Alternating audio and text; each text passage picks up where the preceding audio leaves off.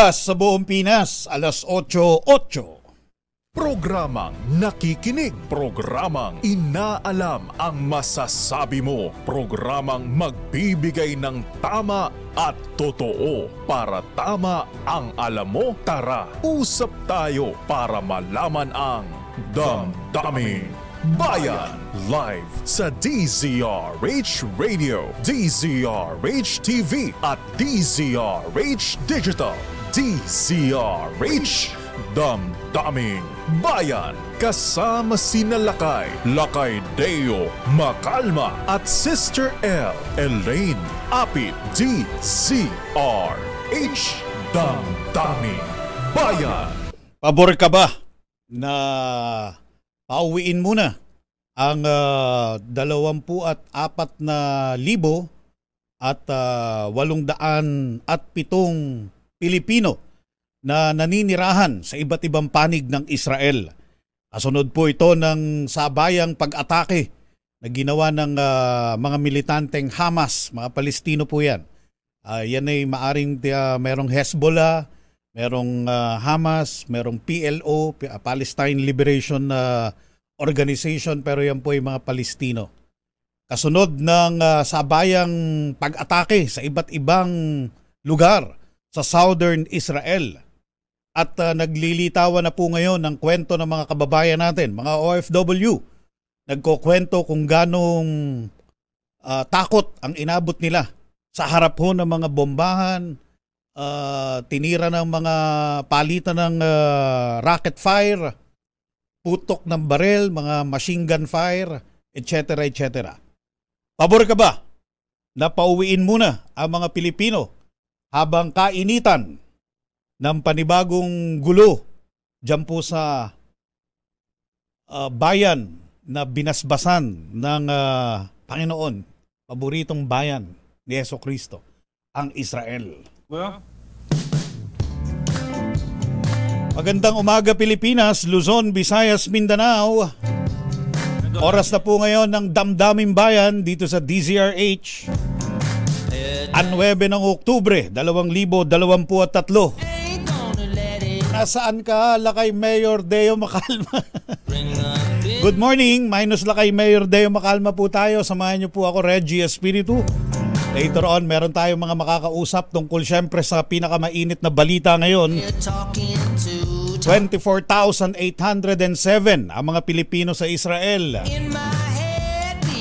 May mga nagkukwento na ng napakalapit daw na mga putok ng rocket. Umaalingaw-ngaw ang automatic gunfire dyan sa iba't ibang lugar sa Southern Israel. Kamusta na kaya ang mga kababayan natin? Meron bang na-hostage? Kasi may mga video, mga kaibigan, na may mga sasakyan ng mga Israeli, pinarang po ng mga militante, kinuha yung mga sakay. Ibig sabihin na ginawang civilian hostage. Yan, nakakatakot yan. Terrorizing po yan sa isang tao na dukutin ka ng mga kalaban. Hindi mo alam kung anong gagawin sa'yo. Imagine niyo po yung terror na pinagdadaanan ng taong yon nung hostage. Sorry po kung masama ang bungad nating issue dito sa Damdaming Bayan, pero hindi natin maitatanggi. Ito po yung mga pinakamatitinding mga usapin sa paligid na kailangan ng Damdaming Bayan. Pabor ka ba na iuwi muna ang mga Pilipino na posibleng maipit, posibleng mapahamak, posibleng madisgrasya sa gulo sa Israel?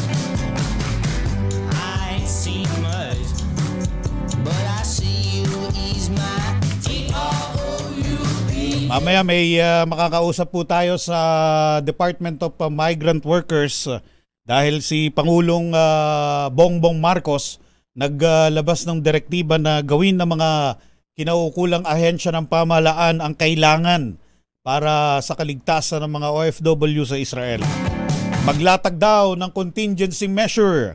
Anong sagot dyan ng OWA, DMW, Department of Foreign Affairs? DFA syempre ang frontliner dyan at saka yung mga polo yung mga labor office sa mga iba't ibang bansa.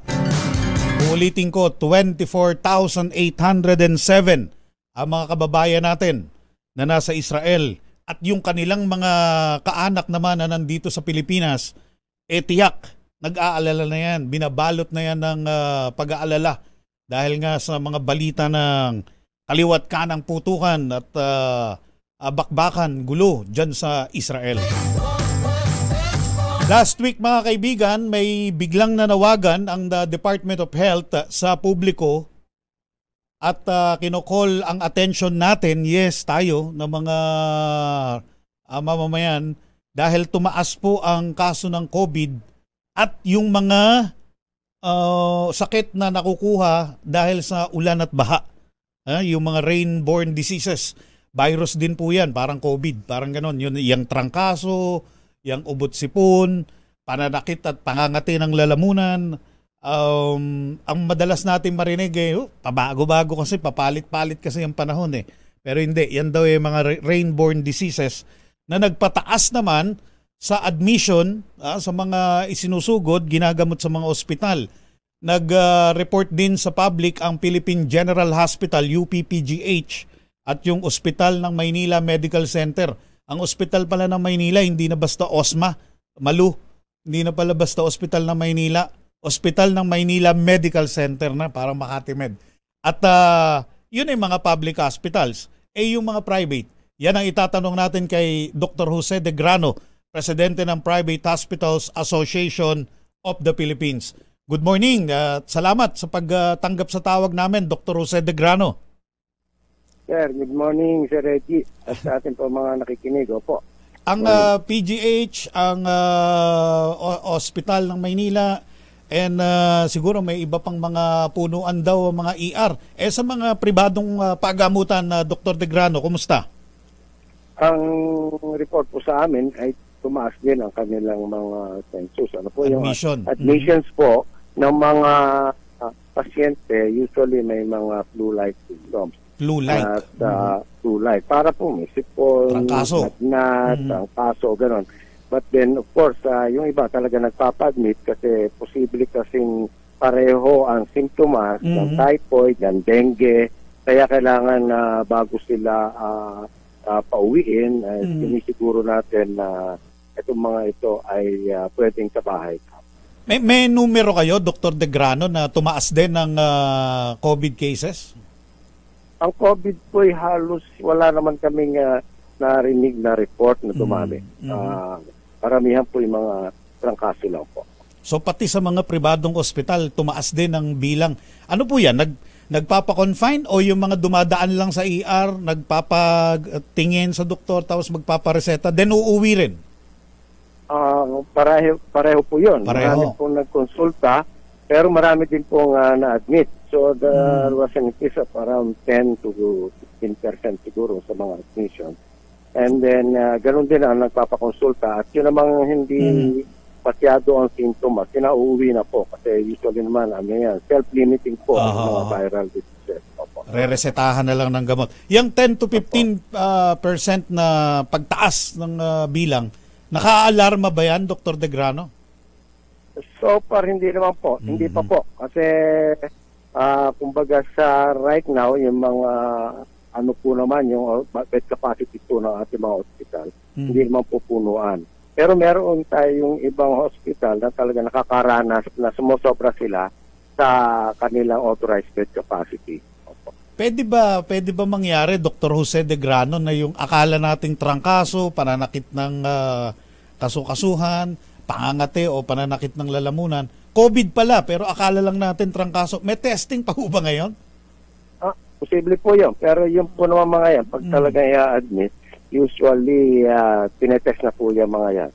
Pag i-admit. Kasi inihiwalay na po nila ngayon yung talaga mga COVID area. Yung COVID.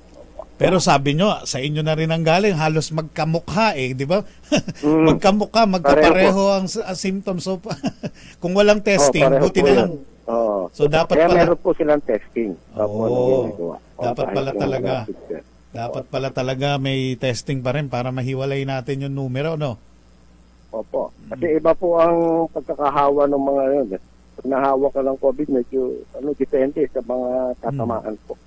Ang isang nakita natin, itong mga nagdaang mga pag-ulan na ang daming binaha, yung leptospirosis. Nakakatakot po yun hindi, Dr. De Grano. Tama ba na pwedeng mamatay agad pagka tinamaan ka ng leptospirosis?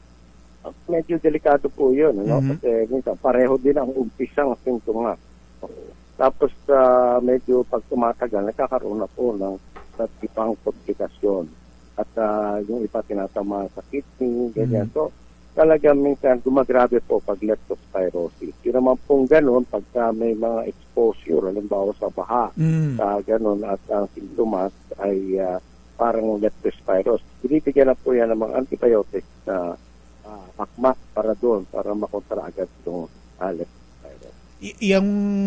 Yung antibiotic na yan, halimbawa, ako, or kung sino man, yung nakikinig sa atin, kung alam niya na madalas bumaha doon sa lugar nila, pwede ba siyang uminom na niyan before, bago pa man umulan at magbaha?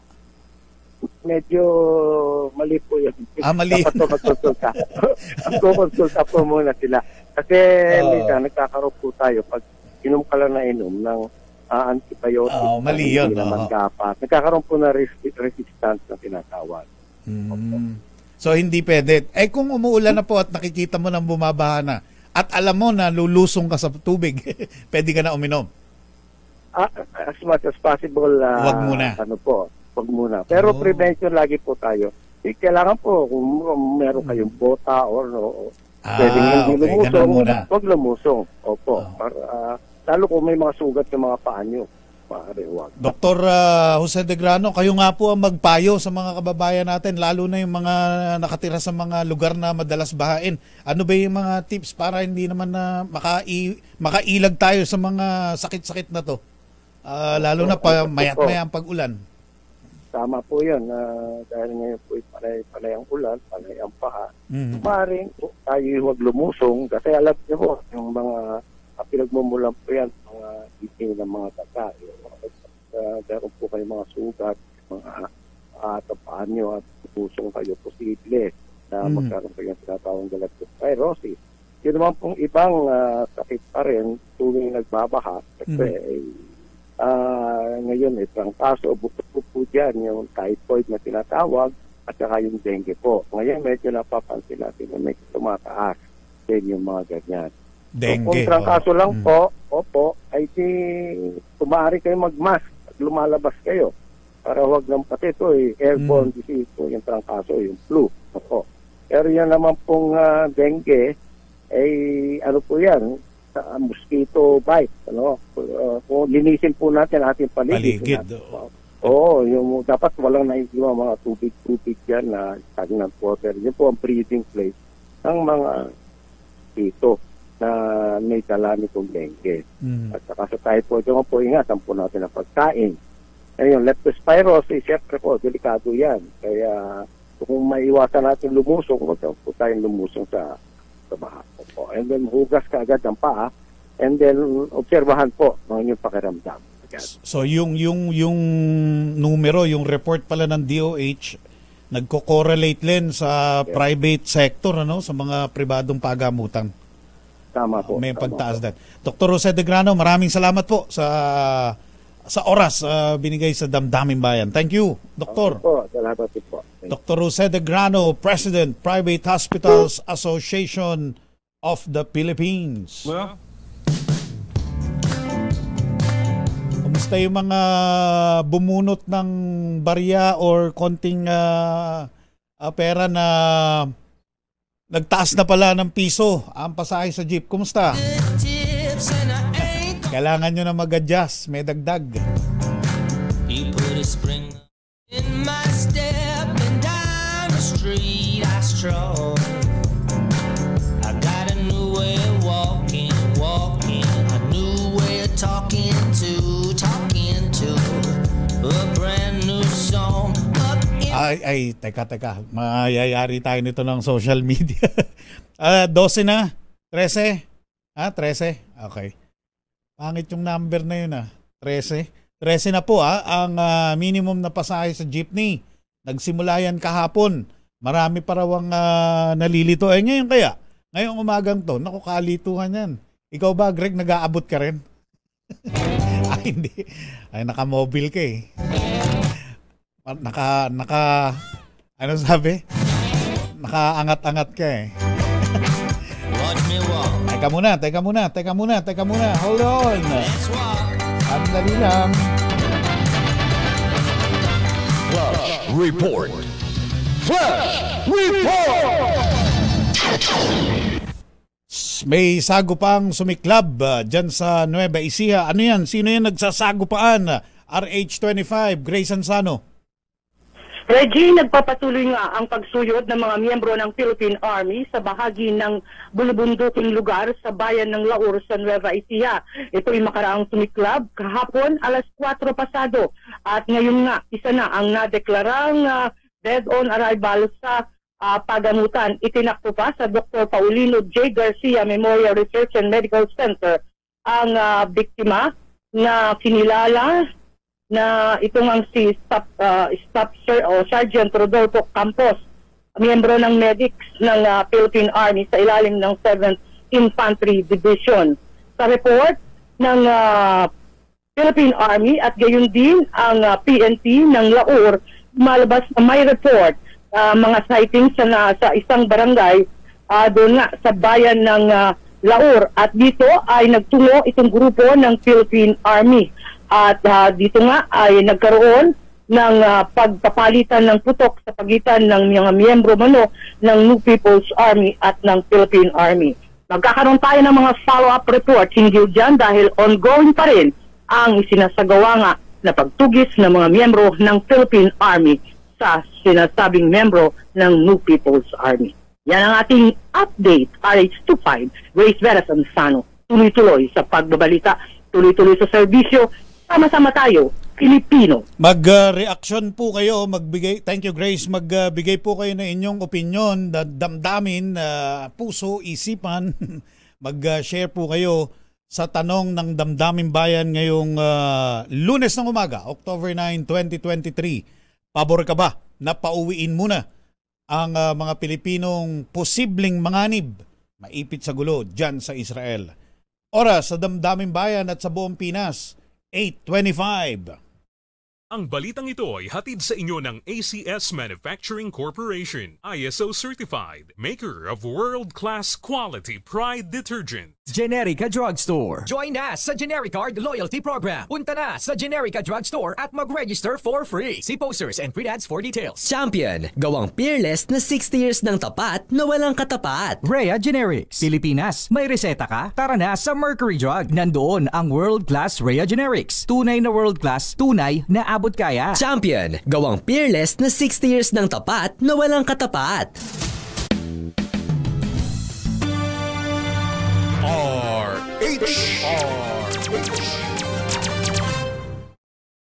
Damdamin Bayan. Habang iniintay po natin ang Department of Migrant Workers o kaya ang Overseas Workers Welfare Administration, makinig muna tayo ng latest na balita mula sa Palasyo ng Malacanang. Administrasyong PBBM, Administrasyong Marcos, patuloy na isusulong ang pamumuhunan para makalikha ng mas maraming trabaho. RH14, Leth Narciso. Balitaan mo kami, Leth. Reggie, kumbinsido ang economic managers ni Pangulong Ferdinand Marcos Jr. na nananatiling malakas at matatag ang labor market ng Pilipinas sa kabila ng inflationary pressures. Pahayag ito ni Finance Secretary Benjamin Diokno kasunod ng ulat ng Philippine Statistics Authority na bumaba ang bilang ng mga Pilipinong walang trabaho noong Agosto. Ayon kay Diokno, patunay ito na gumagana ang mga hakbang ng pamahalaan sa reform agenda gaya ng pag-aproba sa Public-Private Partnership Act at Trabaho para sa Bayan Act. Paliwanag ng kalihim, ang PPP Act ay magpapadali sa implementasyon ng mga proyekto habang ang Trabaho para sa Bayan Act ang tutugon sa kinakailangang skills ng mga manggagawang Pilipino para mapataas ang employability. Sabi ni Diokno, patuloy na isusulong ng administrasyon ang pamumuhunan sa bansa para dumami pa ang malikhang trabaho para sa mga Pilipino. pabibilisin rin anya ang paggugol ng gobyerno sa mga natitirang buwan ng taon para maipatupad ang mga infrastruktura na may mataas na multiplier effects. Para sa kauna-unahan sa Pilipinas, DZRH, ito si Let Narciso, tuloy-tuloy sa pagbabalita, tuloy-tuloy sa serbisyo, sama-sama tayo, Pilipino. Thank you, RH14 Leth Narciso. Damdamin Bayan. Makakausap na po natin ngayon si Overseas Workers Welfare Administrator Arnel Ignacio. OWA Chief Arnel Ignacio, good morning po. Welcome sa Damdamin Bayan, Reggie Espiritu and Sister L.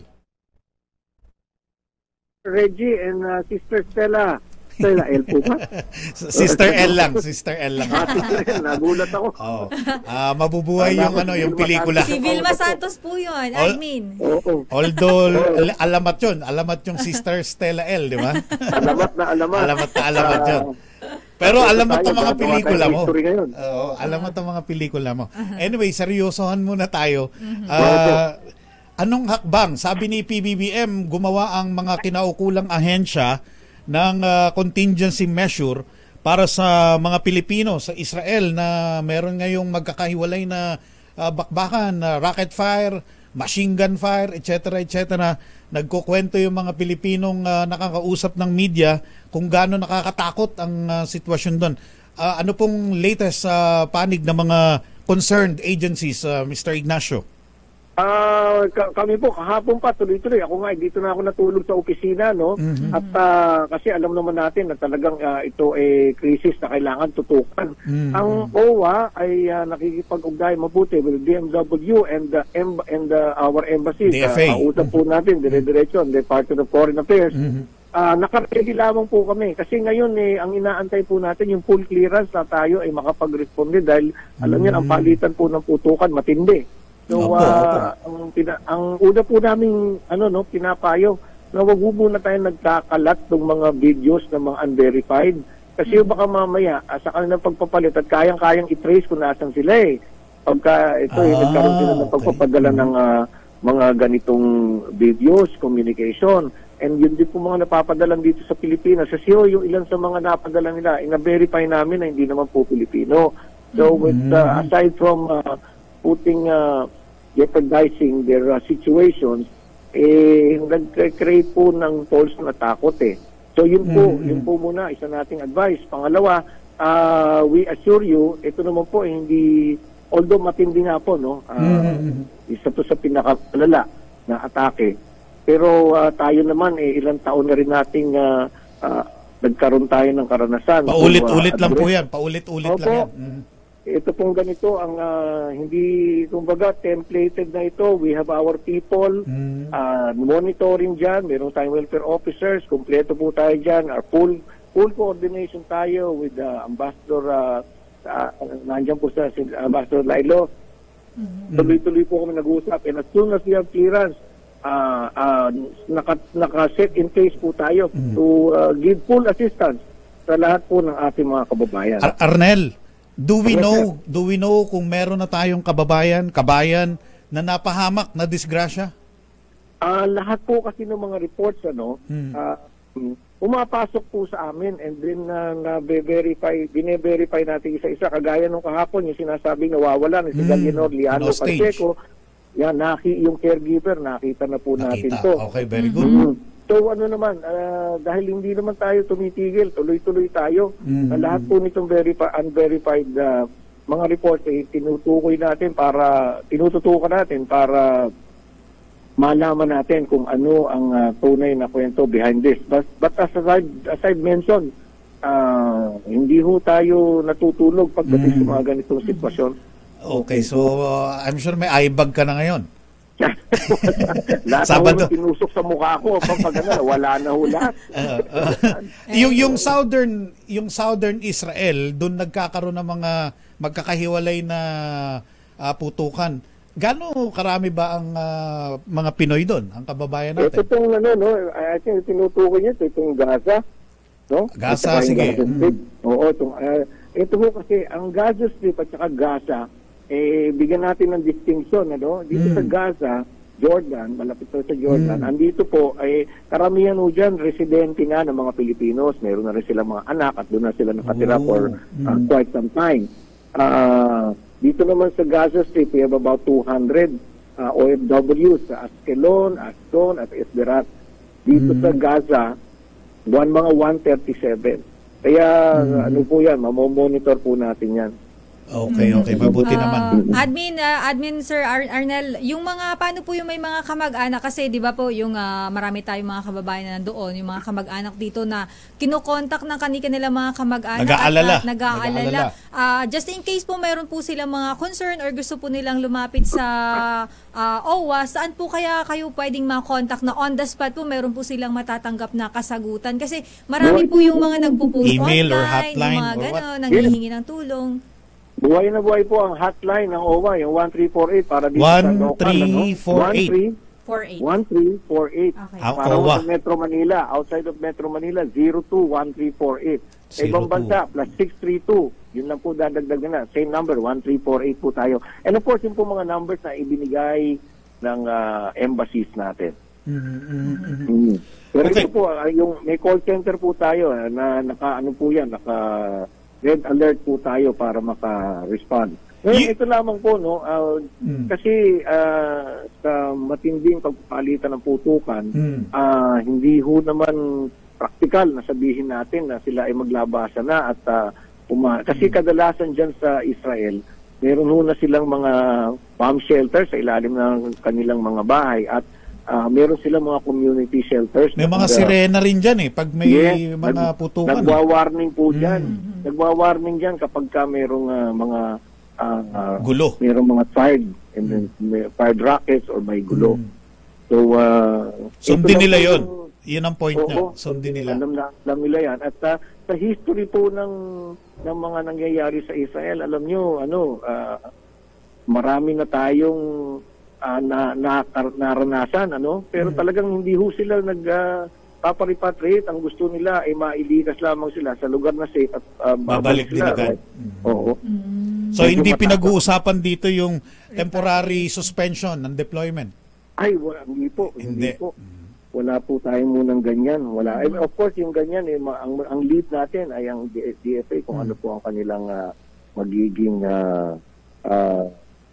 decision pagdating DFA, rekomendasyon. Okay, Arnel, administrator,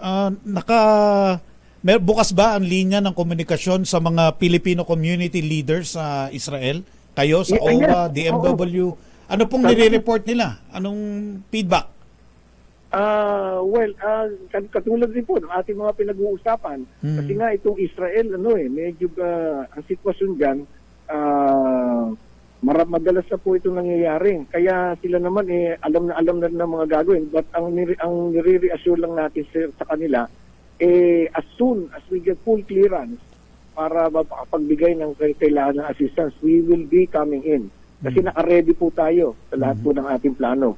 Hindi po tayo kakapusin ng pondo pagdating dito. So nakaabang kayo sa signal from Israeli government? Yes. Opo. Nakarating na ba to, administrator, sa inyo na may mga nawawala raw na caregiver? Ito po, ano po ulit? Mga caregiver daw na Pinoy. Anong latest po niya? Yung kahapon, si Gallinor Lianio Pacheco, yung isang reported na nawawala, nakita na po natin. Nakita na. Pacheco. So, Admin Sir, kung nakita po siya kahapon, ano daw po yung report na kumakalat? Ba't may ganung report na kumalat na nawawala po siya? Hindi naman siya nawawala, unaccounted lang. Unaccounted. Hinahanap. So, hinahanap ngayon, natin kasi alam nyo naman. Oo, nahanap na. Kasi alam nyo naman hindi tayo makalakad-lakad. Delikado. Opo. May mga videos kasi na yung mga Hamas nangaharang ng mga sasakyan, kinukuha yung sakay. Opo. Mataas ang tsansa pag ganyan. Siyempre, may mga mobile din na Pilipino, di ba? Opo. So wala pa namang ganun pong report. Kaya po, yun ang payo sa kanila. Sa loob lamang sila ng kanilang mga bahay. Dahil yun po ang pinaka-safe for the moment. Ano pong may bibili nyo sa mga kamag-anak na mga nandirito at may mahal sa buhay sa Israel? Ano pong kayo na po magsalita sa kanila, mangusap. Para sa ating po mga kamag-anakan ng OFWs, again, inuulit ko po, dalawang bagay. Yung pong mga unverified na mga napapadala sa inyo mga pictures or videos, huwag na po natin po yan munang o i-post. Huwag i-share.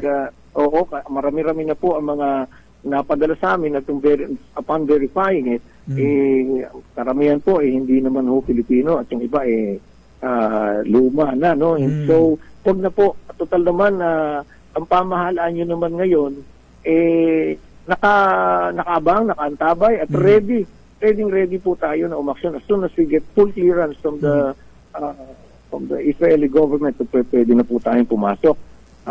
Pangalawa, yung hotlines po natin, buhay na buhay ito, yung 1348, gamitin nyo po para mayroon kayong makausap. In fact, kaming lahat ng mga heads ng mga agencies, dito na ako natulog sa office para lang lahat po kakayanin nating sagutin. Administrator, anong kabilin-bilinan ng presidente sa iyo at sa iba pang ahensya ng nasa frontline nito? Ang sinasabi po bantayan natin ang lahat ng ating mga kababayan at lahat ng pangailangan na kung gusto nilang maiuwi natin or kung ano man ang kanilang request. And we are ready for that. We assure you, we're ready for that. That's good to hear. OWA Administrator Arnel Ignacio, maraming salamat, sir, sa oras. Maraming salamat po sa inyong pagtitiwala. Sir, bukas lang ang DZRH, running story po ito, developing story. Welcome kayo anytime kung meron kayong mensahe or balita sa publiko. Okay. Thank you. Sige po. Maraming salamat. Dating celebrity. I'm sure after niya sa OWA, celebrity pa rin si Arnel Ignacio. Ang OWA Administrator Arnel Ignacio. Damdaming bayan. Ulitin ko. Ako na po ulit, ha? Ang hotline para po sa mga nandirito kasama namin sa Pilipinas na may mahal sa buhay sa Israel. Kung gusto nyo pong may makausap sa OWA, DMW, DFA, ang hotline po ay 1348-1348. Pagka nasa probinsya, +02. Pag nasa abroad, +632. Okay? Walang 8. Pag hotline ba, tinatanggal na yung 8? Ganun ba yun? Okay. +632-1348. Yan yung international pag nasa abroad.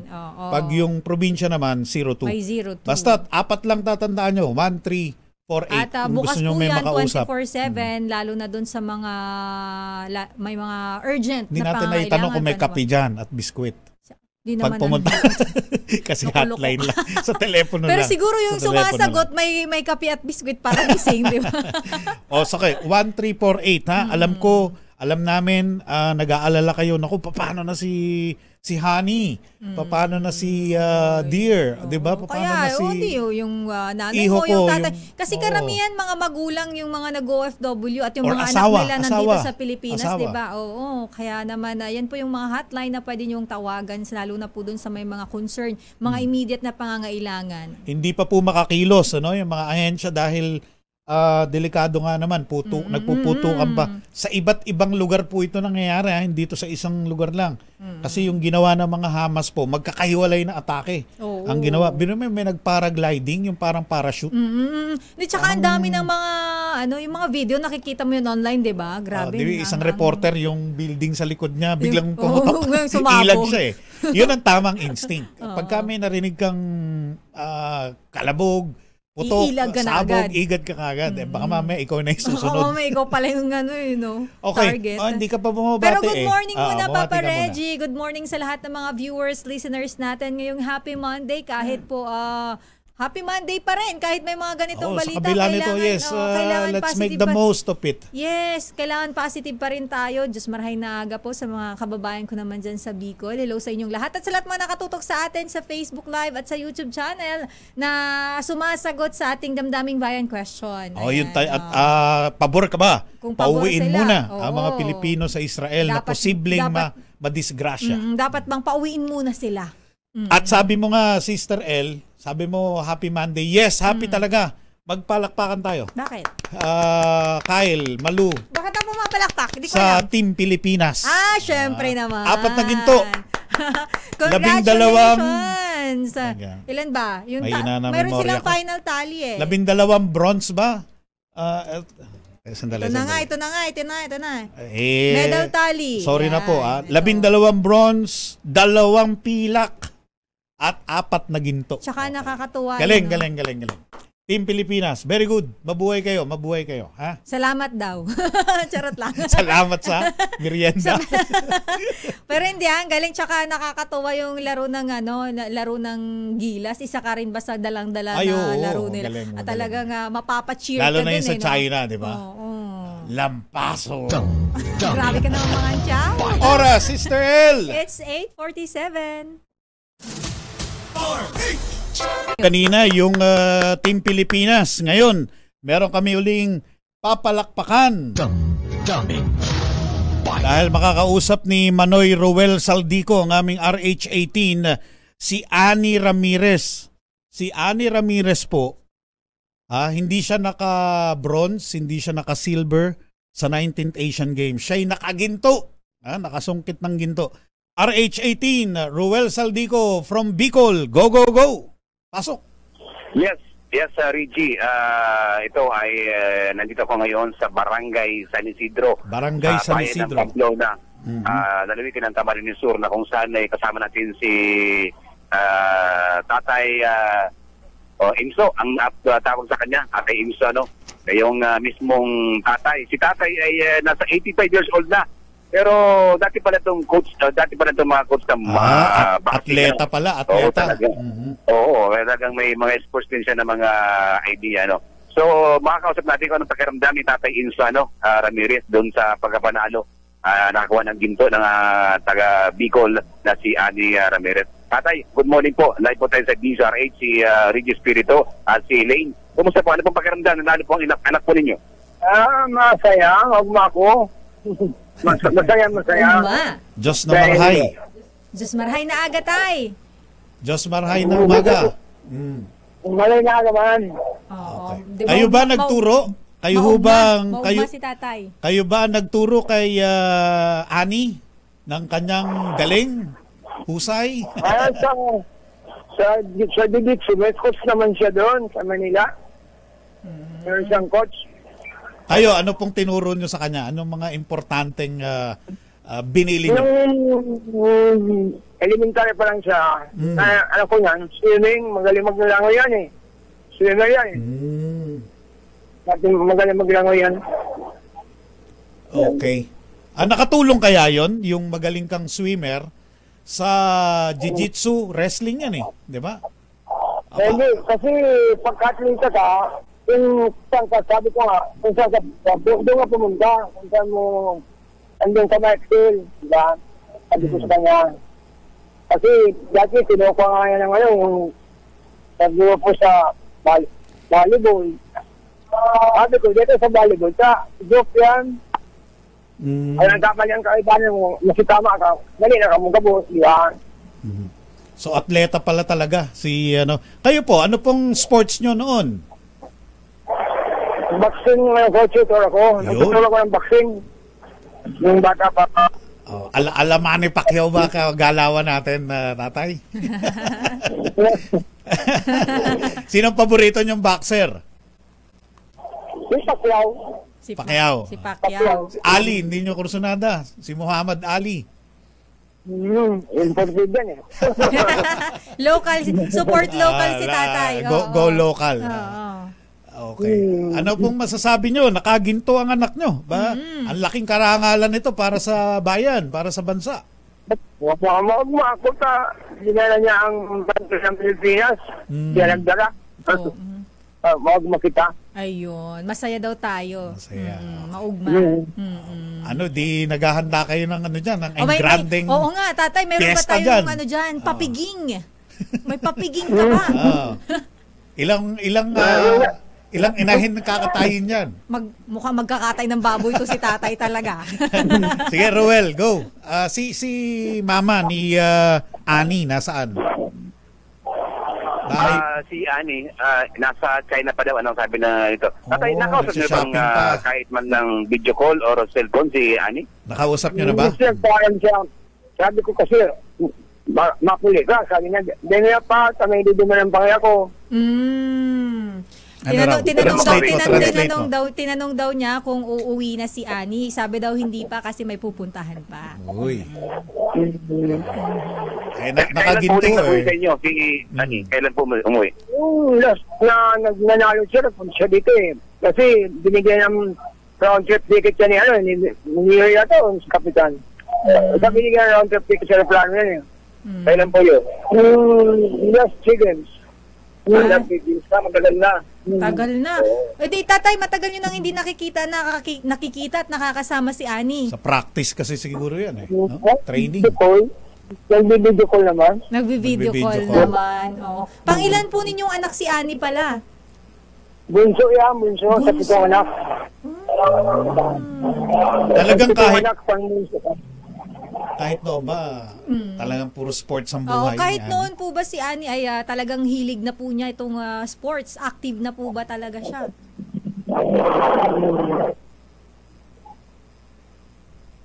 Naputol yata tayo. Hindi naman, naririnig ko. Ayun, may naririnig. Yun. So matagal na po, kahit nung bata pa po siya, mahilig po talaga siya sa sports.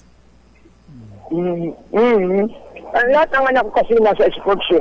Kasi kaya kung nilagay sa sports yan, hindi ko sila kayang paralin sa college, papuntan sa abroad. Opo. Ngayon, tapos sa silang college, sabi lang iba, sa Singapore. Meron ko anak doon na ito sa International Schools, Singapore.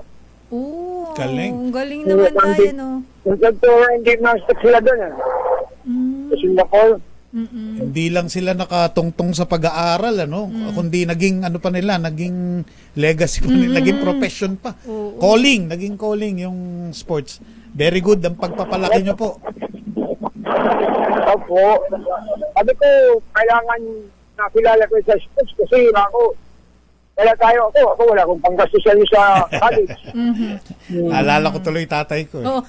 If you don't mind tayo, ano pong trabaho, ano pong pinagkakakitaan natin dyan sa Bicol? Ako? Hanap buhay. Hanap buhay? Wala na. Nag-aantay na lang ng suporta ng mga anak. At least, di ba, may suporta ang mga anak. Sana all. Sana all, tatay. Thank you po. Thank you tayo at congratulations ilang inahin po sa inyo. Ilang inahin bang itutumba para pagdating ni Ani? Magkakatay ba? Salamat man.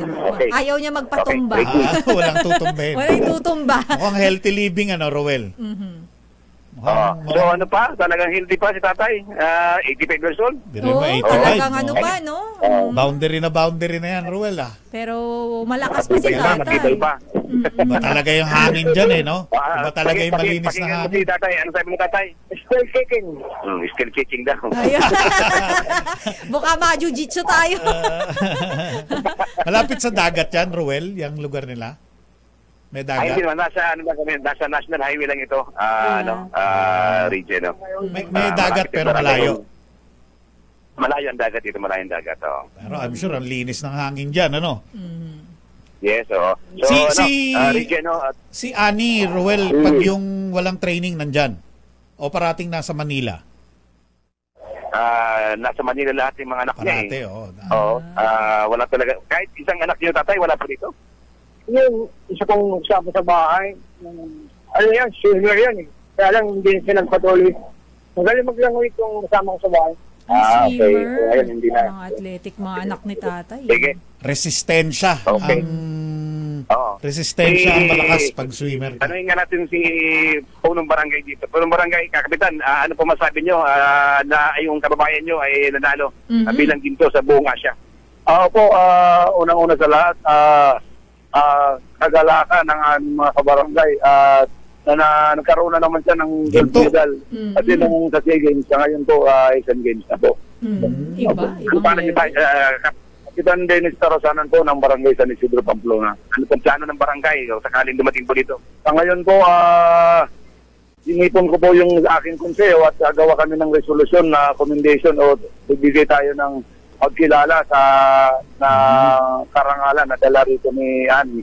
Pero po doon sa usapin kung kailan pa siya darating at sa wala pa pong naibigay na panahon kung kailan. Pero kami po mag-prepare sa pagdating niya.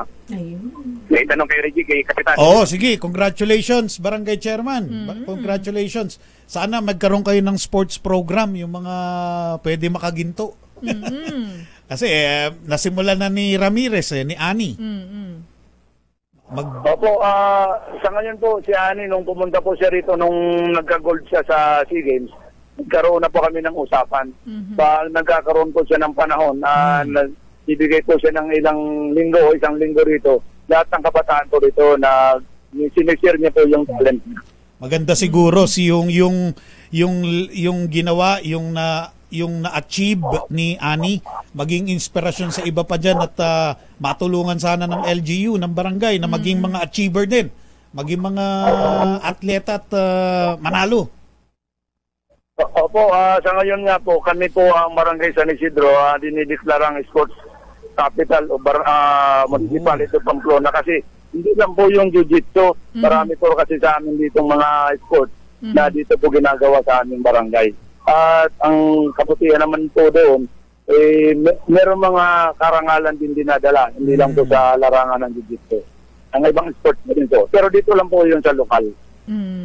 Okay po yan, maganda po yan dahil yung mga magagaling sa lokal, yan yung mga may potensyal na maging magaling din sa ibang bansa at sa mga internationally. Thank you, Barangay Chairman. Mabuhay kayo. Opo, maraming salamat po. Salamat si Kapitan So yan ang sitwasyon natin dito, si Kapitan at si Tatay So yan ang ating report mula dito sa Barangay San Isidro sa bayan ng Pamplona, lalawigan ng Camarines Sur. Ito si RH18 Roel Saldico, tuloy-tuloy sa tagabalita, tuloy-tuloy ang serbisyo. Sama-sama tayo, Pilipino. Magulang ni Ani Ramirez ang ating nakausap. Naka-gold po ito si Ani Ramirez. Sa Jiu-Jitsu. Pakita nyo nga RHTV. Ito. Ayan. Taga Pamplona, Camarines Sur. Congratulations for making Filipinos proud. Damdamin Bayan. Standby Ednel, standby Christian. Nilalamuna mo pag nagasgas yan, sinasabi ko sa iyo, Papa Reggie. Malapit na nga. Wala pa. Uy, okay, abangan natin to. Baka may makausap tayong OFW na nandyan mismo sa Israel. Ora, Sister L. 3 minutes after 9. Champion, gawang It's the time of the year for beer, friends, music, and more beer. San Miguel, Oktoberfest na. O beer the country pa. Makijam at pumunta sa Port Street Bars, BGC, Taguig, at sa Pareng Jepoy's Grill. Ganon din syempre sa Highway Hills, Mandaluyong sa October 13. Meron din sa Calib Bistro at Better Living Subdivision, Paranaque, sa Rico's Bar and Restaurant at Metro Complex, Pasig sa October 13. Marami pang dapat abangan sa San Miguel Oktoberfest events. For more details, see posters or follow the San Miguel Oktoberfest pages. Scan na rin ang QR code para laging updated. GGG! Tara na sa San Miguel Oktoberfest.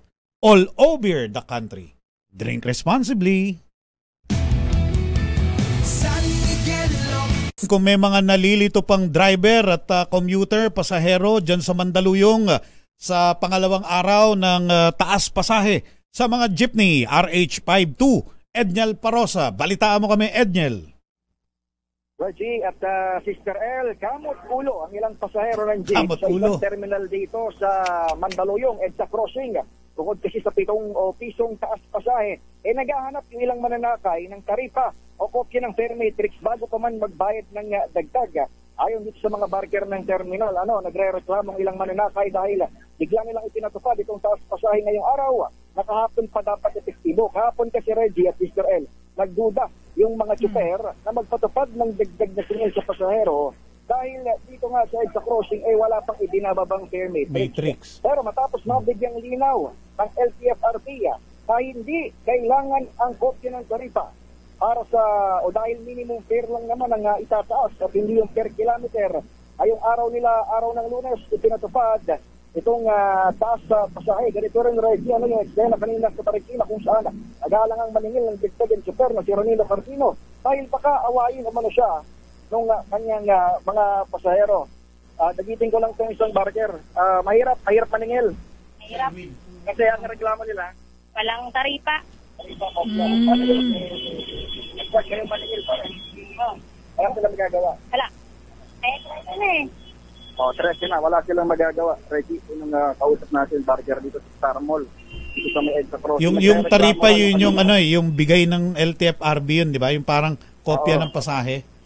Oo, at in fairness din naman sa mga pasahero, Reggie, sa totoo lang, kung hindi lang tayo tagapagbalita, hindi ko rin malalaman na hindi pala required yung taripa para maningil. Kasi this time, yung per kilometer, yung dinagdagan ng provisional increase. Yung yung minimum fare Minimum lang. fare Kumbaga, lang. Oo, kumbaga yung per kilometer, hindi siya nagtaas ng piso or ng sentimo. Kaya hindi na raw kailangan itong kopya ng fare matrix para maningil itong mga jeepney na ito. Ito namang hinahanap ng mga ilan sa mga pasahero. Pero kagaya dito, sa mga jeepney terminal, kaya dito sa may EDSA Crossing, wala silang magagawa. The moment na sumampa sila, isingilin sila ng mga barker bago pa man sila umalagwa doon sa kanilang mga biyahe. So yan po Anong mga ruta yan nandyan sa EDSA Crossing? Mga Pakyapo ba yan? Pa Maynila?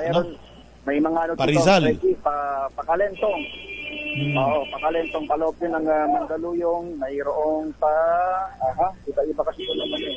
Meron pa ba dyan yung mga patungong Angono Rizal? Binangonan? Oo, meron. Meron pa. Naka-UB Express naman yung mga yon, Reggie. UB Express, papunta ron sa Rizal. Yung mga jeepney, papunta rito sa paloob ng Mandaluyong, sa loob ng Kalentong. Klaruhin natin, jeepney lang yung may taas pasahe, ha? Baka pati yung iba dyan modern jeep. Baka makisabay. Modern jeep. Oo. Yung UV van yun, di ba? Iba yun, hiwala yun. Iba yun. Hindi sila kasama ron sa provisional increase okay. na inaprobahan ng LTFRB. So yan muna yung narinig natin, yung damdami naman ng barker, Reggie, dahil kung yung damdami ng mga driver. Damdami na rin na ng driver. Oo, siguro ang damdami naman ng mga pasahero, syempre, nagtag pa sa akin. Ang damdami naman ng mga barker, mahirap maningil. Silang inaaway. Kasi sila naniningil. Inaaway ng mga pasahero. At sa Katerba na barya niya. Kahagi ng Eastern Metro Manila, ito pa rin si Edniel Parrosa. Tuloy-tuloy sa pagbabalita, tuloy-tuloy sa serbisyo. Sama-sama tayo Pilipino. Thank you, Edniel Parrosa. Standby, Sherwin Alfaro. Ito naman, ilang grupo ng air-conditioned jeep na biyaheng Makati, Taguig at Pasay. Hindi magtataas at mananatili sa 13 pesos ang pasahe. Ang detalye balita mo, RH8, Christian Manyo. Christian. Reggie at Sister L, hindi ka magtataas ng pamasahe ang ilang grupo ng super sa air-conditioned jeepney na may biyaheng Makati, Taguig at Pasay. Ayon kay Calando Marquez, pinuno ng transport group na LTAP o Liga ng Transportasyon at Operators sa Pilipinas, nagkasundo ang ilan sa kanilang miyembro na huwag ipatupad ang 1 peso provisional increase dahil sa device o imbensyon na nakakabit sa kanilang mga sakyan na nagpapatipid umano sa konsumo ng krudo at iwas polusyon, kaya naman kaya pa umano nila ang kasalukuyang presyo ng produktong petrolyo. Sa makatuwida, Reggie at Sister L, ayon kay Marquez, mananatili sa 13 pesos ang pamasahe sa naturang biyahe ng mga air-conditioned jeepney. Kung sana abot nga ng libo-libong pasahero ang makikinabang. Narito ang bahagi ng pahayag ni Calando Marquez. Sa akin ngayong umaga na hindi sila magtataas ng pamasahe. Ay mayroon kasi kaming in-install yung pampatipid sa krudo, pampaalis sa pollution na gadget. Kaya kaya pa naman daw nila i-absorb at una nakakatulong daw sila sa ating mga kababayan na maliliit ng sweldo. Sa tumatakbo na mahigit 20 units na araw-araw na pumapasada doon, ay siguro more or less kung mga 400 ay naisasakay ng ating mga jeep na air condition dahil malaki kasi ang seating capacity nito, 25 seating capacity. So kung yan ay merong 20 ay umaabot siguro ng mga ilang libo yung ating mga natutulungan. Unang-una yung pamasahe na ang ating pakiusap sa kanila. Kung kaya pa naman dahil tayo po noon ay nagbigay, hindi ko kasi pinabayaran yung ating mga gadget noon dahil nga tulong ko sa kanila bilang ako yung proponent ng air condition na jeep sa Makati. Bang klase si Calando, Christian. Hanap si Calando. Habang ang lahat humihingi ng dagdag siya. Kaya niya. Kaya niya. Yun ang balita. At ayon kay Calando, Reggie, ito na ang pangalawang beses na hindi nagpatupad ng taas pasahe ang mga naturang air-conditioned jeep. Ibang level na si Calando, ibang level. Kung 2,000, Reggie, 15 pesos na dapat yung pamasahe, pero sa ngayon ay 13 pa rin yung kanilang tinisugin. Ibig sabihin, kaya nila. Hindi kaya nila pala. Galing, Tsaka, Christian, nakasakay ka na ba dito sa jeep niya, modern jeep niya, 25 ang seating capacity? Hindi pa, pero binabanggit sa atin kanina, kahit 6-footer, kayang tumayo doon sa loob ng jeep at kaya nga umabot ng parang minibus na pala yan, Christian. Sandali lang, Christian na Sister L. Oh. Hindi umaalis ng bahay si Christian. Si Christian. Kung hindi rin lang Accord ang sasakyan. Ay, talaga ba? I-research mo kung ano yung Accord. Iba talaga tong si Gigo Lumanyo no? Itong Gigo Lumanyo na to, ang gigigil ako dito Ano yan? Anyway, ibang level na si Calando, Christian. Ano ba yan? Ano yung device na yon? Tama ka, binabanggit ni Calando, Reggie, meron silang device o invention na aprobado nga ng ilang ahensya ng gobyerno na ikinabit sa kanilang mga jeep kung saan tipid at hindi masyadong magastos sa krudo maging sa polusyon, Reggie. Dalawang increase na ang tinanggihan nila? At hindi nila ipinatutupad. Bale, yung 15 pesos na dapat nasingin, ngayon, 13 pa rin. Oo, kasi air condition tong kanilang jeep, Sige, ipamalita natin. Ano nga ruta yan? Para makatipid yung mga jeep na bumabiyahe sa may Makati, Taguig, Pasay, particular na, Reggie, yung mga bumababa dyan sa MRT sa Buendia at papasok ng Makati at papunta ng Pasay ay 13 pesos pa rin. Nakikita ko yan dun sa may Buendia palagi. Daming tao yung dyan. jeep na ganyan. Okay, very good. So maraming nabibiyayaan ng ibang level ng Calando. Thank you, Christian. Calando. Para sa kauna-unahan sa Pilipinas, DCRH, ito si Christian Manio, tuloy-tuloy sa pagbabalita, tuloy-tuloy sa serbisyo, sama-sama tayo, Pilipino. Yan biyaya ni Calando sa mga commuter ng kanyang modern jeepney. Itong susunod, talagang biyaya rin ito. Malakas promo ni RH6, Sherwin Alfaro. Dahil malakas ang kakong makinig sa DZRH, malakas ka rin sa amin. Itodo nyo na ng malakasan ang inyong radyo at makakaina ang matyempuhan ng aming roving reporter na nakikinig o nanonood sa DZRH. Instant, mananalo ka ng malakasang 1,000 pesos sa DZRH Malakas Promo, hatid sa atin ang kauna-unahang radyo sa Pilipinas, DZRH. Una sa Pilipinas, una sa Pilipino. Puntahan natin si RH6 Sherwin Alfaro. Nako, si Ninong Sherwin, mamimigay ng limpak-limpak na papremyo dyan sa may bahagi ng Barangay Tumana dyan sa Marikina. Sherwin!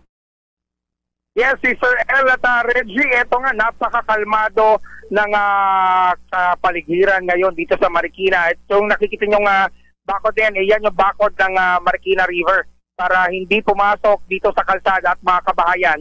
Kasi kung makikita mo, lampas sa bahay yung bakod na to. Dahil kapag umaapaw Marikina River, paniguradong abutin to. Pero dahil nga dyan sa nilagay na flood control? Flood control. Ang galing mo, Sikat yung Tumana pag baha. Pinupuntahan niya ng mga reporter. Ito mga taga-barangay Tumana. Tumana dito sa Marikina City. At swerte dahil ito nga Alma Store dito sa barangay Tumana. Naka-tune in sa DZRH. Tatay, magandang umaga lang tayo sa DZRH. Palagi kayo nakikinig sa DZRH? Yes po. Pangalan niyo po? Mario Humuad po. Si Kuya Mario. Mario Humuad. Meron dito nga tindahan at kakainan. Almusalan po. Almusalan. Halika, tignan natin. Silipin natin ito. Nakahilera ang mga bote, senyales na suka. Marami nang naunang kumain. Tubig. Tubig. Si Mami dito natatawa-tawa. Mukhang nagre-relax na dahil bestseller dyan, Sherwin? Parinda. Kota na ba? Kota na? Anong bestseller dyan? Sa pagkakatingin ko kanina, itong lomi. Lomi? Masarap siya mag-lomi. Ayan, sarap ng lomi nila, grabe. Oo nga. Yan, napaka... Pero hindi kami maniniwala ni Sister L na masarap yan, Sherwin. Sabaw ng Marikina? Hindi. Sherwin, may sinasabi si Papa Reggie sa'yo. Hindi kami maniniwalang masarap yan. Walang maniniwala sa'yo na masarap yan. Sakto-sakto, dadala ko kayo ng champurado. Ayun, masarap Ayan, okay yan. yan, okay yan. Oo, masarap yan. Champurado. At ang lugaw na paubos na. Ayan, no? Paubos na yung lugaw. Grabe. Parang alas 8, alas 9. Oh, wala na sopas. Ibig sabihin, tapos na ang araw. Ibig sabihin, sikat yan. Sikat yan. Wala rin pansit. Konti na lang natin dito sa Mikibihon. Ano, Malapit na pala magsara eh. Malapit na pala magsara. Sa mga order pa ng lugaw, may apat pang itlog. May itlog pa, 4. Oo. Pang diet yan, itlog. Asan si tatay? Ibig sabihin? Sino paborito mo announcer sa Disney? Sila Angelo Palmones, si Dio Macalma at si Reggie Spirito. Aba naman! Thank you! Thank you po. Thank you po. Madaling araw pa lang, Reggie, habang nagluluto tong si tatay. Naka-DZRH na. Nakikinig na sa DZRH. Kaya naman pala ang sasarap ng luto dahil lang pinakikinggan DZRH. Yung iba kasi pag iba pinakikinggan, umaalat o kaya tumapait yung lasa. Kaya huwag kayo maglilipat, ha? Halatang nakikinig. Anong? Naririnig ba tayo? Yung sa umaga, kapag nagluluto kayo sa umaga, mga nanay, ilakasan niyo yung radyo nyo dahil pag kayo sinuwerte pa, bukod na sa masarap ang pagkain na niluluto ninyo, magkaka 1,000 pa kayo. Ayun! Hey! Dito lang yung sa DZRH Malakas promo. Kaya naman lagi tumutok sa DZRH Malakas. Baka kayo nasusunod na winan natin sa 1,000 pesos. Ako naman ang number 6, Sherwin Batal para tuloy-tuloy sa magbabalita, tuloy-tuloy sa servisyo. Sama-sama tayo, Pilipino. Sayang. Thank you, Sherwin. Sayang, dapat nagpabili tayo. Sherwin, pwede kang bumili ng masarap talaga kasi ubos na eh. Yung champurado kahit konti na lang. Baka naman. Hindi mauubos yan kung hindi masarap. Sayang. Bili na lang tayo ng gatas dito.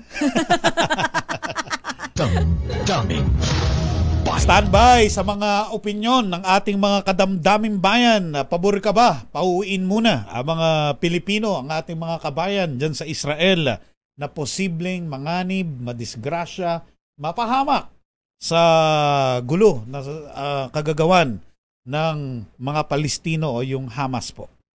Yan ang ating tanong sa damdaming bayan.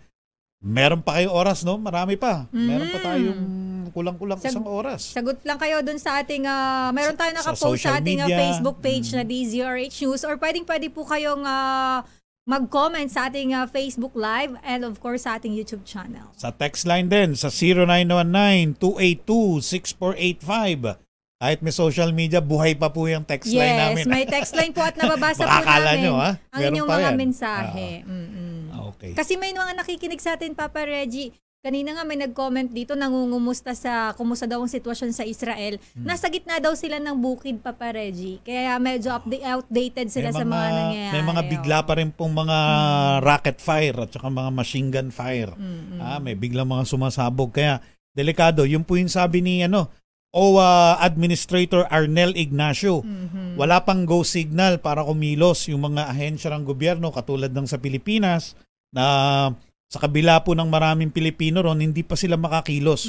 Dahil nga may mga bakbakan pa. Mahirap kasi magkakahiwalay. Mahirap kasi yung cake. Baka mamaya mapahamak din yung ating mga doon pupuntang mga opisyal. And of course po, pakiusap lang sa atin ng OWA, and of course, pakiusap na lang din po sa ating mga kababayan na iwasan natin yung pag-share ng mga information na unverified. Yun yung banggit, yung mga, diba? Yung mga hindi pa po verified, hindi pa po kino-confirm ng ating mga opisyal. Huwag naman po sanang i-share para hindi nagkukos ng alarma doon sa publiko. Pag yung nilagay nyo ho kasi yung, alam ba, nakita nyo sa feed nyo na mga letrato o video, nilagay nyo yan sa inyo, kakalat yan sa mga kakilala nyo. Kasi once na shinare nyo yan, para yung virus.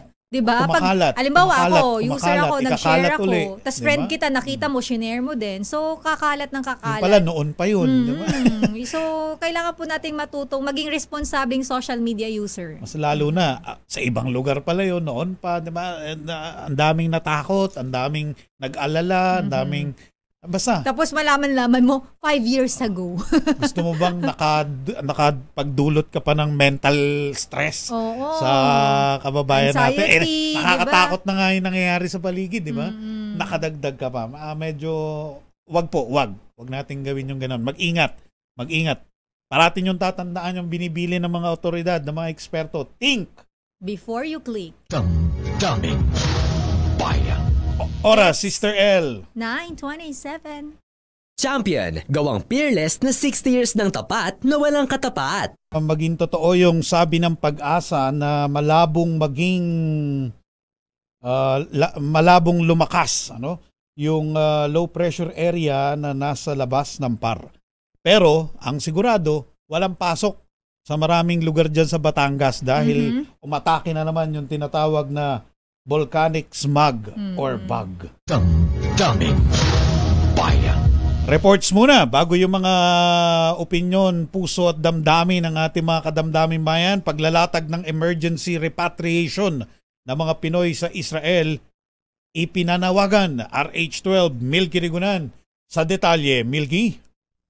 Reginald, at Israel, umaapela si OFW Party List Representative Marisa Magsino sa Philippine Embassy at Migrant Workers Office sa Israel na maglatag na ng mekanismo para sa emergency repatriation ng mga Pinoy na naninirahan at nagtatrabaho sa Israel. Ito ay sarap ng ginawang pag-atake ng Hamas fighters sa mga komunidad sa Israel na ikinasawi na ng daang-daang tao.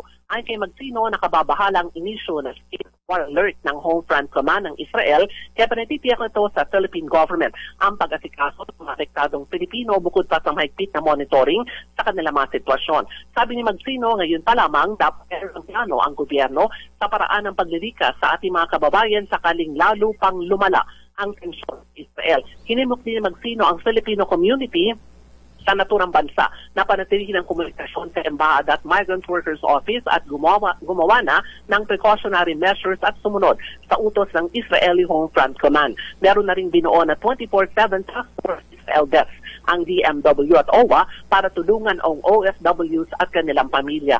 So, nanawagan naman si House Speaker Martin Romualdez sa international community na suportahan ang mga hakbang ng Pilipinas para masiguro ang karapatan at kapakanan ng mga OFW. Bukod pa dito ang apela sa magkabilang panig na sakot sa idwaan na sumunod sa international laws at international humanitarian laws. Para sa kauna-una sa Pilipinas, sa RH, ako si Milky Rigunan. Tuloy-tuloy sa pagbabalita, tuloy-tuloy sa serbisyo, sama-sama tayo, Pilipino. Thank you, RH12 Milky Rigunan. Samantala, tulong naman sa mga Pilipino nga maaring lumikas at umuwi ng Pilipinas dahil po sa nagpapatuloy na tensyon dyan naman sa Israel. Tiniyak yan ng Bureau of Immigration. Detalye balita mo, RH29, Boy Gonzales. Boy! Sister Ella, Reggie, handang magkaloob ng assistance sa tulong ang Bureau of Immigration sa mga kabayan nating Pilipino na maaaring malumikas at umuwi ng Pilipinas dahil sa nagpapatuloy na tensyon sa pagitan ng Israel at Palestine. Ayon kay BI Commissioner Norman Talcinco, makikipag-ugnayan ang kanilang kagawaran sa Department of Foreign Affairs at sa Department of Migrant Workers sa kaugnay sa posibleng schedule ng repatriation. Sinabi ni Talcinco na mag-deploy siya ng special team na silang tututok na sa mabilis na pagproseso ng mga dokumento ng mga mare-repatriate ng mga Pinoy at kanilang pamilya. Dagdag pa ni Talcinco, ibibigay ng BI ang iba pang kailangan tulong ng DFA at DMW para matiyak ang kapakanan at kaligtasan ng mga repatriate. Sinabi pa ni Talcinco, sa ngayon wala pang schedule para sa repatriation na ipapaalam sa BI, pero naigpit namang binabantayan ng gagawaran ng mga update mula naman sa DFA at DMW. Mula sa kauna-una sa Pilipinas, ito si Boy Gonzales, tuloy-tuloy sa pagbabalita, tuloy-tuloy sa serbisyo, sama-sama tayo, Pilipino. Thank you, RH29 Boy Gonzales. Ano ba yung away nung bigla ko naisip pa? Ano? Bigla ko lang naalala. Ano yan? Yung nagre-report si Milky, si Boy, puro tungkol sa Israel. Yung ugat ng away na yan, ng mga Palestino tsaka yung mga Arabo laban sa Israel. Alam niyo bang nakaano yan sa Bible? Yan yung, yung mga Palestino at mga Arabo, yan yung bumubuo ng 12 tribes. Na dati kasama Israel, bigla nagalit. Nagkagalit-galit, paki-research nyo. Pero parang nasa Bible, mababanggit yan sa Bible. Nasa history repeats itself ba ito? Hindi, pero hindi natitigil. Simula hindi, tuloy-tuloy. Ayun, tuloy-tuloy. So, ibig sabihin, walang namagitan sa kanila para magkasundo? Wala. Diba? Wala. Walang mediator? They came from Abraham. So, simulat sa pool pala. Oo. Kaya yung Arabs at saka yung mga Israeli talagang Ang lalim ng away na. May clearing operations naman dyan sa Malabon, RH23 Edwin Duque. Ano yan tinutukan mo? Clearing yan ng ano? Sasakyan? Vendor? Ano yan? Balitaan mo kami, Edwin Duque. Reggie, maaga pa lang kanina hanggang ngayon ay pantay sarado ng Mayor's Action Team. Itong bahagi ng palengke ng Bayan Malabon, ito yung sinasabing pontuhan, no? Dahil yung mga vendor, Reggie, binigyan sila ng pagkakataon na magtinda sa mismong bangketa. Ang problema, sinasakot na yung kalsada, kaya mula pa kanina ay natatraffic kapag galing ka ng Bayan na Malabon, patungo ka ng Nabutas. Hindi ka agad makadaan dahil pinestuhan na ng vendor at yung binibili pa, nakakaabala pa sila doon sa mga sasakyan. Kaya tama yung ginawa ng Mayor Action Unit na bantayan itong kalsada dahil ito yung boundary ng Nabutas at Malabon. Na pwede surkaran kapag dito naman namamalingki at panggaling ng Cabanab at Metro Manila ay masyado nang naka-apekto itong traffic.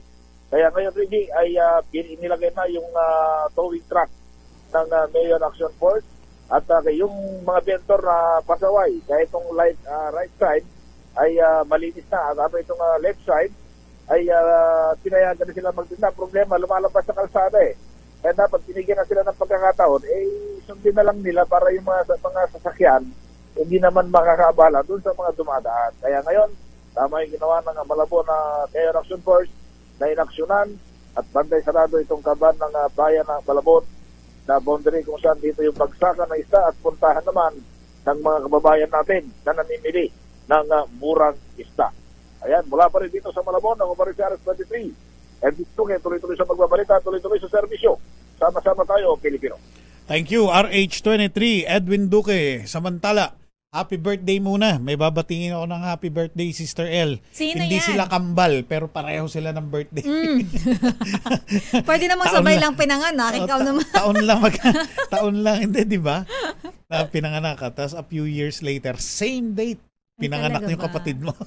Magkapatid? Si pero hindi, George and Albert Muel. Uy, happy birthday George and Albert Muel. Timing ng magulang pareho ng petsa, pero hindi kambal yan. Kambal. Happy birthday Joe at happy birthday Albert. Siyempre, happy birthday din kay retired Police Brigadier General Romeo Ver. Ang pagbati ng happy birthday sa iyo, Romeo Ver, ay from retired Generals Charles Calima and James Brillantes. Parehong saludo, General. At galing din yan sa San Miguel Corporation Security Council. Ikaw, anong babatiin mo? Bukod sa mga kadamdaming bayan natin. And of course, babatiin ko lang lagi nakatutok to sa atin, Papa Reggie. Walang palya to. Number 1 fan ko to. Siyempre yung nanay ko. Mama Yoli, love you, ma. Habang nagbabantay ng kanyang tindahan. Ayan, sana po wag masyadong nagpapautang para hindi tayo malugi. Para hindi ka na nakukonsume. And of course, sa mga sa ate ko pala. Para hindi ka na aaburido po, wag kang pautang. Ang hirap kasi maningil, Papa Reggie. Mahirap maningil. Sinabi mo pa. Ikaw pa yung mahihiya. Tapos yung magbabayad sa'yo, parang alam mo, ipatago eh. Charot lang. Hi to my ate Annie, JVJ, Siron, hello sa inyo dyan. Ingat-ingat kayo. And of course, nako Papa Reggie, marami sa ating mga kababayan dito ang nagko-komento sa ating damdaming bayan. Dahil lang sabi ni Raymond Butalon sa ating katanungan, sige, kung dapat mo bang dalawa bago natin tawagin si Val. Ang mga overseas. Pauwiin muna. Muna. Ang ating mga overseas Filipino worker mula dyan sa Israel, sabi niya, dapat pauwiin na, di na maibabalik ang buhay pag nawala. Ang hanap buhay, mahahanap pa. Mahalaga hanap buhay. Okay yan. Okay ang punto mo. Ayan. Okay, sandali lang. Bago sa iba pa mga kadamdaming bayan natin, pakinggan muna natin ang balita ni RH5. Val Gonzales, biyahe raw ng Quezon City Bus Service. Limitado. Kung bakit, yan ang ire-report ni Val G, RH5. Balita ako kami, Val. Reggie at Sister L. Abay, limitado lamang ngayon ang biyahe ng Quezon City Bus Service. Bakit? Sa dalawa nitong rutang siniserbyuhan. Ito'y ngayong umaga lamang. Ito'y dahil sa problema dun sa partner nilang bus operator. Kabilang sa rutang limitado, ang mga bus na dumarating ay ang route number 6. Ito yung Quezon City Hall patungo ng Gilmore at ang route number 7. Ito yung Quezon City Hall patungo ng C5 at Ortigas Extension. Sa piso, Reggie, ang Quezon City LGU, kasalukuyang nakikipag-ugnayan na raw ang pamalang lungsod sa partner nilang bus operator ng nasabing mga ruta upang ma-resolve ang sitwasyon sa lalong madaling panahon. Walang binabanggit, Reggie at Sister L, kung ang dahilan ng sinasabing sigalot sa pagitan ng kanilang bus service operator dito sa dalawang rutang ito. Pero sabi ng Quezon City LGU, patuloy yung regular na operasyon ng iba pang mga ruta. Ano epekto niyan, Bal? Ano epekto? Magka-crowded ang mga nag-iintay. Correct, oo. Talagang eto kasing Quezon City bus service na libre. Libre? Libre ito. Ito yung libreng sakay ng Quezon City government na pinatupad mula pa ng pandemic. Pero hanggang sa ngayon ay pinagpatuloy ito at ginawa ng isang ordinansa. Kaya marami ng mga parokyano ito na talagang umaasa dun sa regular.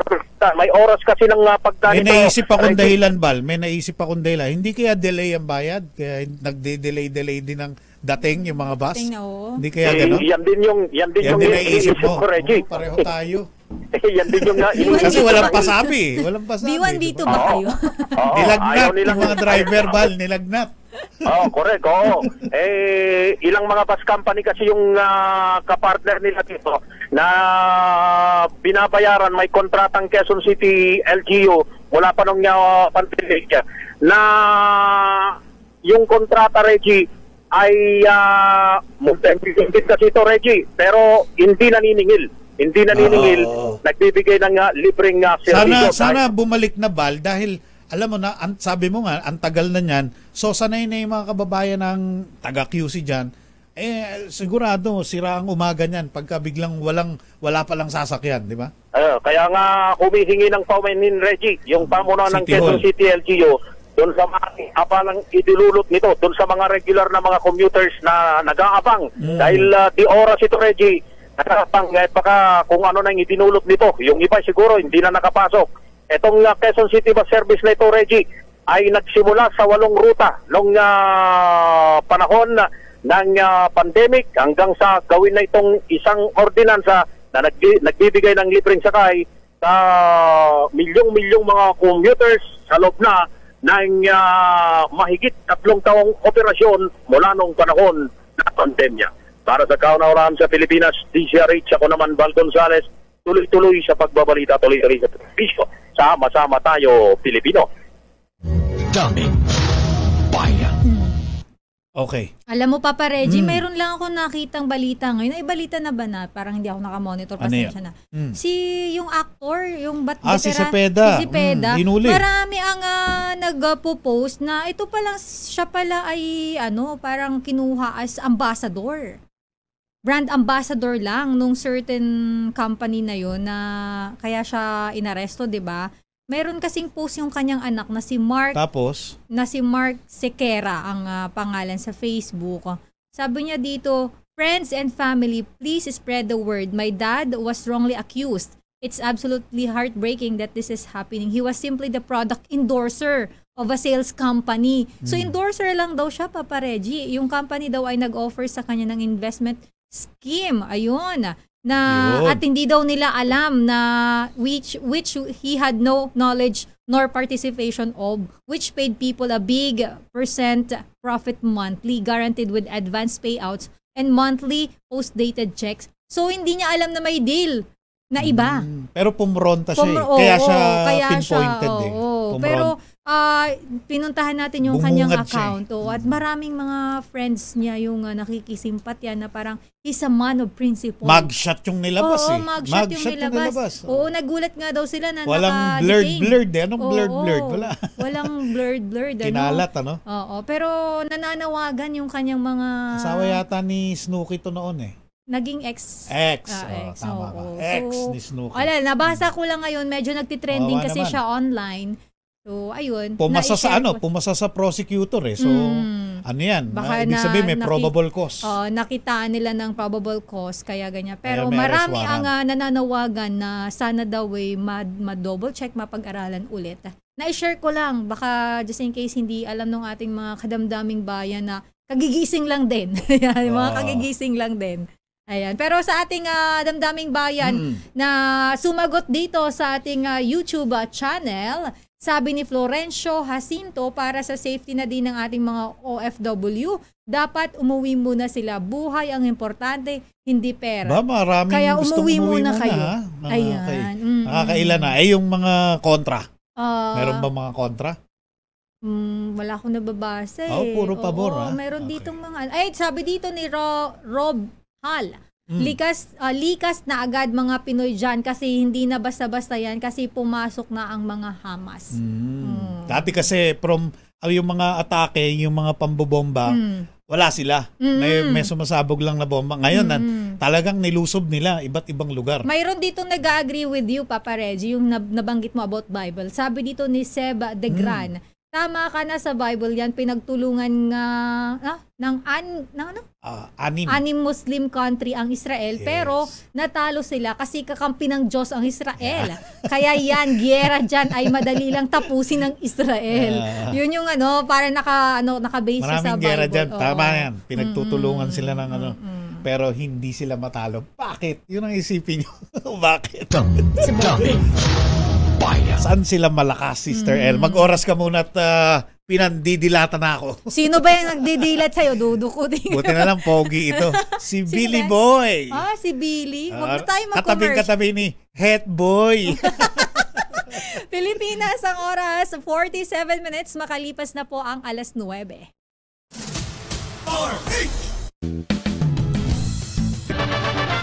Flash Report.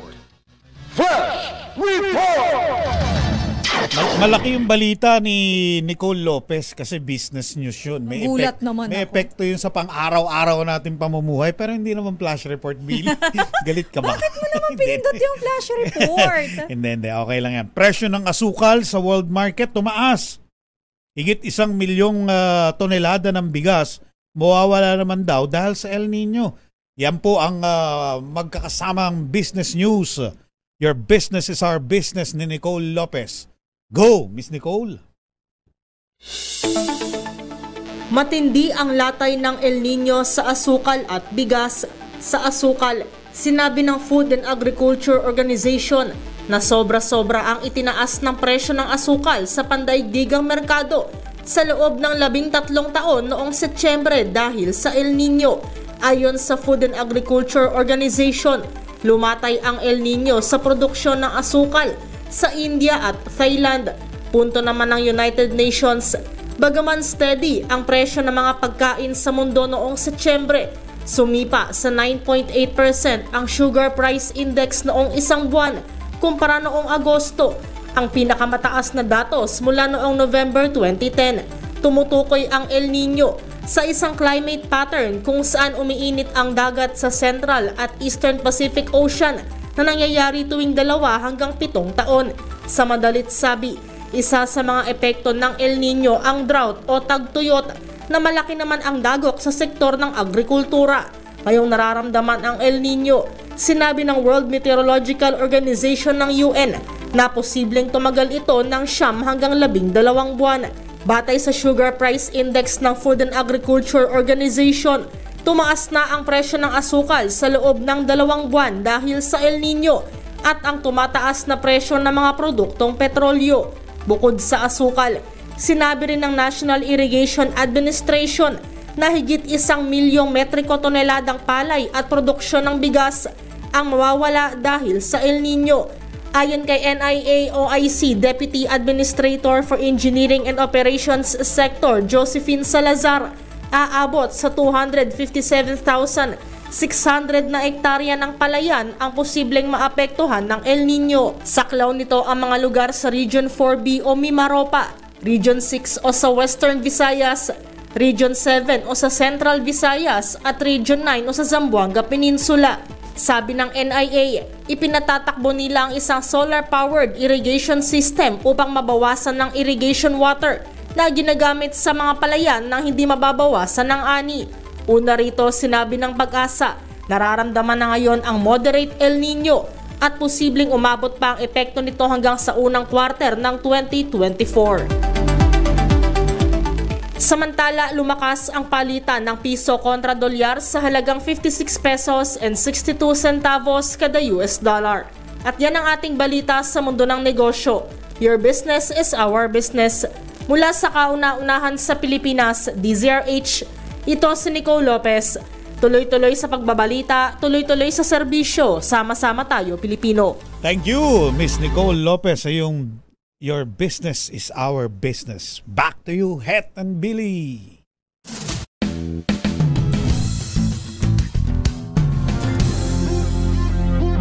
Ang hotline po ng OWA, Overseas Workers Welfare Administration, 1-348-1348.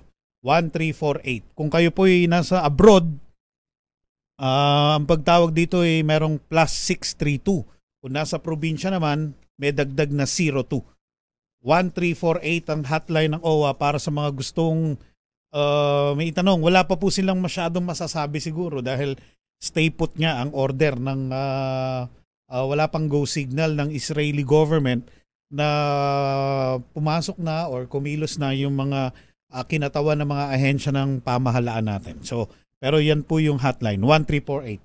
Opinyon ng ating mga kadamdaming bayan, Sister L? Babasahin ko lang to, Papa Reggie, no? Avid listener natin to. Si Miss Joyce Venus Ramirez Acacio. Ayan. Si Miss Joyce, may kapangalan kasi to noong nakaraan, may binanggit akong comment niya, tapos para may nag-react na kapangalan niya. Acacio po yung last name ni Miss Joyce. So, ibang Miss Joyce po ito. Sabi niya, bakit di natatalo ang Israel? So, sa anumang gera? Dahil sa prayers at chosen nation sila ng Diyos Ama. Anyway, yun ang kanyang opinion, Papa Reggie. Thank you. Pero ito naman sabi dito ni June Q, ang kanyang username sa ating YouTube channel, ang pinaka-the best daw ay wag na munang umuwi ang mga OFW. Baka hindi pa sila nakakalanding ng airport dito, ubos na ang Hamas. Sabi, ayan. Sabi naman dito ni Elmer DC, kung ako di talaga ako uuwi, ang hirap ng pagpunta daw doon sa Israel. Yun yung kanyang personal trabaho na opinion. Madali daw ang pag-uwi ng OFW, pero ang iniisip niya, paano naman daw pagbalik? Yun ang kanyang tanong. Pabor daw yan. Madaling umalis, mahirap bumalik. Okay. Sabi dito, pabor daw yan Thank kung you. mag-finish contract na. Paano naman daw yung kasi simula pa lang, ay uuwi na agad. Mayroon talagang mga factor din na ipit talaga ang mga kababayan natin. Ipit sa kahit anong sitwasyon. Pero may nung nag-comment dito, hindi naman po buong Israel lang tinutukoy natin, kasi may certain area lang po na sa Gaza, West Bank, Gaza, 'di ba? So hindi naman po buong Israel talaga. Kasi mukhang medyo nagkakaroon ng misunderstanding, medyo iba yung dating pero din sa sabi ating ibang ni kababayan. Yuel, ang Jerusalem din daw sinusubukan tirahin ng rocket. Naku. Jerusalem. Nasa sentro yan. Yan ang Sabi dito ni Miss Belen Rivera, umuwi na kung may paraan, ang mahalaga ay buhay. Ayan. Salamat po sa lahat ng mga nagbigay ng damdamin, isip at puso. Thank you. Kaya mahal na mahal namin kayo eh. Yes, hindi kayo nang iiwan sa ere. Love you. Mama. Paano na? At sa mga nagana po kay Lakay Deo, bukas. kakatapos na lang po maglaba, nagsasampay na raw po siya, so bukas dito na siya. Paalam na po kami, abangan ng DZRH Operation Tulong with Wonder Woman, Miss May Binauan. Sa alam po nila kay Mayor Deo Macalma, ako po si Reggie Espiritu. Happy birthday, Joe and Albert. Thank you. Sister El po, Elaine Apit, stay safe everyone. God bless po. You put a spring up in my step and down the street. Ora, Sister El. 1 minuto makalipas ang 10:00.